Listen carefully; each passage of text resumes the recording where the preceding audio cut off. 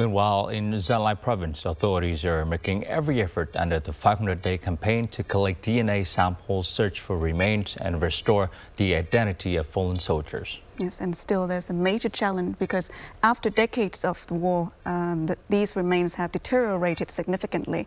More on the campaign's progress in the following story. Since the campaign began, Gia Lai has collected 748 DNA samples from martyrs' remains, with about 48% eligible for testing, and recovered 10 sets of remains. Many remains at local martyrs' cemeteries have been buried for decades and are severely degraded.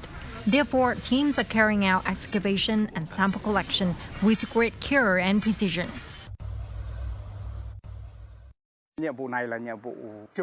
This is a new and unprecedented mission with many challenges. However, our officers, soldiers, and staff are carrying out the work with the highest sense of responsibility. We are determined to complete the goals of the 500 Day and Night campaign.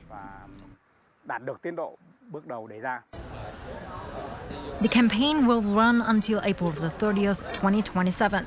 Military Region 5 has assigned Gia Lai to search for 390 sets of martyrs' remains and collect DNA samples from nearly 12,000 unidentified graves across the province.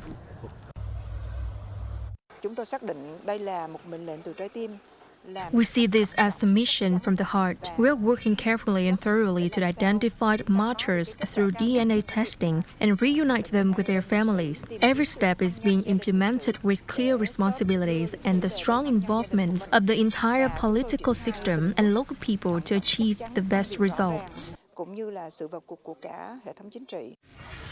With better data and advances in technology, the campaign is expected to expand opportunities to identify fallen soldiers and further honor those who sacrificed for the nation.